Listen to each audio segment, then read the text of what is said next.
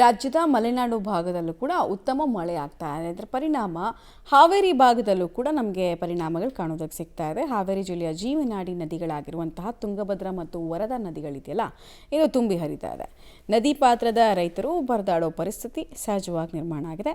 ಹಾವೇರಿ ತಾಲೂಕಿನ ಕಿತ್ತೂರು, ಮರಡೂರು, ಕೋಡಬಾಳ ಸೇರಿದಂತೆ ಸುತ್ತಮುತ್ತಲಿನ ರೈತರು ತಮ್ಮ ಪಂಪ್ ಸೆಟ್ಗಳನ್ನು ರಕ್ಷಣೆ ಮಾಡ್ಕೊಳ್ಳೋಕೆ ಮುಂದಾಗಿದ್ದಾರೆ. ನದಿಯಲ್ಲಿ ನೀರಿನ ಪ್ರಮಾಣ ಹೆಚ್ಚಾಗ್ತಾ ಇದ್ದು ಸುಮಾರು 50ರಿಂದ 60 ಸಾವಿರ ಮೌಲ್ಯದ ಪಂಪ್ ಸೆಟ್ಗಳನ್ನು ನದಿಯ ದಂಡೆಯಿಂದ ಮನೆಯತ್ತ ತೆಗೆದುಕೊಂಡು ಹೋಗ್ತಾ ಇದ್ದಾರೆ. ಇದರ ಜೊತೆಗೆ ಕಳ್ಳರ ಕಾಟ ಕೂಡ ಹೆಚ್ಚಾಗಿತ್ತು. ಒಂದು ವರ್ಷದಲ್ಲಿ 10ಕ್ಕೂ ಅಧಿಕ ಪಂಪ್ ಸೆಟ್ಗಳನ್ನು ಕಳ್ಳತನ ಮಾಡಿದ್ದಾರಂತೆ.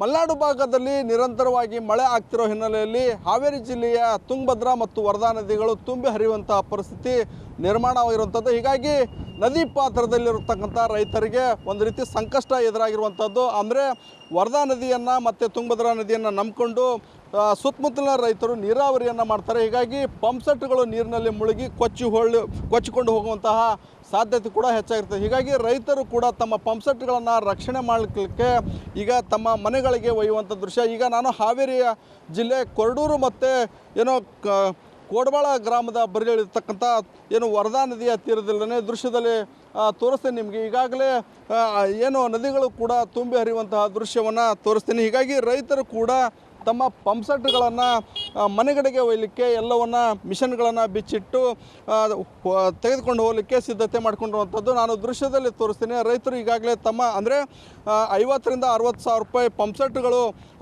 ಇನ್ನೇನು ನೀರಿನ ಪ್ರಮಾಣ ಕೂಡ ದಿನದಿಂದ ದಿನಕ್ಕೆ ಹೆಚ್ಚಾಗ್ತಿರೋ ಹಿನ್ನೆಲೆಯಲ್ಲಿ ಪಂಪ್ ಸೆಟ್ಗಳನ್ನು ಬಿಚ್ಚಿ ತಮ್ಮ ಮನೆಗೆ ಒಯ್ಯುವಂತಹ ದೃಶ್ಯ. ಮತ್ತು ಅಲ್ಲದೆ ಹೀಗೆ ಬಿಟ್ಟರೆ ಕಳ್ಳರ ಕಾಟಕ್ಕೂ ಕೂಡ ಹೆಚ್ಚಾಗಿರುವಂಥದ್ದು. ಈಗಾಗಲೇ ಕಳೆದ ಒಂದು ವರ್ಷದಲ್ಲಿ 10ಕ್ಕೂ ಅಧಿಕ ಪಂಪ್ ಸೆಟ್ಗಳು ಕೂಡ ಕಳ್ಳತನ ಆಗಿರುವಂಥದ್ದು. ಹೀಗಾಗಿ ನೀರಿನ ಪ್ರಮಾಣ ಹೆಚ್ಚಾಗ್ತಿದ್ದಂತೆ ಪಂಪ್ ಸೆಟ್ಗಳನ್ನು ಮನೆಗೆ ಒಯ್ತಿರುವಂಥದ್ದು. ಸರ್, ನೀರಿನ ಪ್ರಮಾಣ ಹೆಚ್ಚಾಗ್ತಿದೆ, ಒಂದು ಕಡೆ ಕಳ್ಳರ ಕಾಟ, ಒಂದು ಕಡೆ ನೀರಿನ ಪ್ರಮಾಣ ಹೆಚ್ಚಾಗ್ತಿದೆ. ಯಾವ ರೀತಿ ನೀವು ಪಂಪ್ ಸೆಟ್ಗಳನ್ನ ರಕ್ಷಣೆ ಮಾಡ್ಕೊಳ್ತೀರಿ ಸರ್?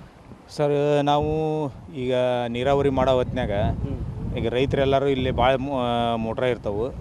ನಾವು ಶಿಫ್ಟ್ ವೈಸ್ ಈಗ ಅವಾಗವಾಗ ಬಂದು ಹೋಗ್ತಿರ್ತೀವಿ. ರಾತ್ರಿ ಕರೆಂಟ್ ಶಿಫ್ಟ್ ಇದ್ದಾಗ, ಆಮೇಲೆ ರಾತ್ರಿ ಮಲಗೋಕ್ಕಿಂತ ಮುಂಚೆ, ಆಮೇಲೆ ನಡ್ಬರ್ಕ ಬಂದು ಹೋಗ್ತಿರ್ತೇವೆ ರೈತರು. ನಾವು ಹೊಂದ್ಕೊಂಡಿರ್ತೀವಿ. ಹೊಂದಾಣಿಕೆ ಮೇಲೆ ಮೋಟ್ರನಾಗ ಒಂದು ಕಾಯೋದು ಒಂದು ನಮ್ಮ ಕಾಯ್ಬಿಟ್ಟೈತಿ. ಇದನ್ನು ಮೋಟ್ರಗಳನ್ನ ಕಾಯೋದು ಒಂದು ಕಾಯ್ಬಿಟ್ಟೈತಿ. ಆಮೇಲೆ ಈಗ ಏನಪ್ಪ ಅಂತಂದ್ರೆ ಈಗ ಮಲೆನಾಡದ ಮಳೆ ಜಾಸ್ತಿ ಆಗತ್ತಿರೋದ್ರಿಂದ ಈಗ ಆಲ್ರೆಡಿ ಈಗ ಹೆಚ್ಚು ಕಮ್ಮಿ ಅಪಾಯದ ಮಟ್ಟಕ್ಕೆ ಬಂದೈತಿ ನದಿ. ಹಾಗಾಗಿ ನಾವು ಮೋಟ್ರ ಬಿಚ್ಕೊಂಡು ಈಗ ಮನೆ ಕಡೆಗೆ ಹೋಯಾಕತ್ತೀವಿ. ನಮ್ಮ ಜೊತೆಗೆ ಮತ್ತೊಬ್ಬರು ರೈತರಿದ್ದಾರೆ, ಅವ್ರನ್ನ ಮಾತಾಡ್ಸೋಣ. ಸರ್, ಪಂಪ್ ಸೆಟ್ಗಳಿಗೆ ಒಂದು ಕಡೆ ಕಳ್ಳರ ಕಾಟ ಜಾಸ್ತಿ ಆಗಿರುವಂಥದ್ದು, ಒಂದು ಕಡೆ ಯಾವ ರೀತಿ ಸಂರಕ್ಷಣೆ ಮಾಡ್ಕೊತೀರಿ ಸರ್ ಪಂಪ್ ಸೆಟ್? ಏನು ಸರ, ರಾತ್ರಿ ಹೊತ್ತು ಬಂದು ಒಯ್ತಿರ್ತಾರೆ, ಗೊತ್ತಾಗಿಲ್ಲ, ಯಾವ ಕಂಪ್ಲೇಂಟ್ ಆಗಿದೆ, ಆದರೆ ಇನ್ನೂವರೆಗೆ ಯಾವುದು ಸಿಕ್ಕಿಲ್ಲ. ಹೀಗಾಗಿ ಅವ್ರ ಮನೆಗೆ ಬೋಟವ್ರು ಒಯ್ತಾರೆ. ಒಂದು ಕಡೆ ಮಲೆನಾಡು ಭಾಗದಲ್ಲಿ ನಿರಂತರವಾಗಿ ಮಳೆ ಹೆಚ್ಚಾಗ್ತಿರೋ ಹಿನ್ನೆಲೆಯಲ್ಲಿ ರೈತರ ತುಂಗಭದ್ರಾ ಆಗಿರ್ಬೋದು ಮತ್ತು ವರದಾ ನದಿಯಲ್ಲಿ ದಂಡೆಯ ಮೇಲೆ ಪಂಪ್ ಸೆಟ್ಗಳನ್ನ ಇಟ್ಟು ನೀರಾವರಿಯನ್ನು ಮಾಡ್ಕೊಳ್ತಾ ಇದ್ದಾರೆ. ಹೀಗಾಗಿ ನೀರಿನ ಪ್ರಮಾಣ ಹೆಚ್ಚಾಗ್ತಿದ್ದಂತೆ ನೀರಿನಲ್ಲಿ ಕೊಚ್ಚಿಕೊಂಡು ಹೋಗುವಂಥ ಸಾಧ್ಯತೆ ಕೂಡ ಹೆಚ್ಚಾಗ್ತಿದೆ. ಹೀಗಾಗಿ ತಮ್ಮ ಪಂಪ್ ಸೆಟ್ಗಳನ್ನು ರಕ್ಷಣೆ ಮಾಡ್ಕೊಳ್ಳೋಕ್ಕೆ ಎಲ್ಲವನ್ನು ಬಿಚ್ಕೊಂಡು ಮನೆಗೆ ಹೋಗ್ತುವಂಥ ದೃಶ್ಯ ಈಗ ಸಾಮಾನ್ಯವಾಗಿರುವಂಥದ್ದು. ಕ್ಯಾಮ್ರಾಮನ್ ನಾಗರ ಜೊತೆ ಪಕ್ಕಿರಯ್ಯ, ಪಬ್ಲಿಕ್ ಟಿವಿ, ಹಾವೇರಿ.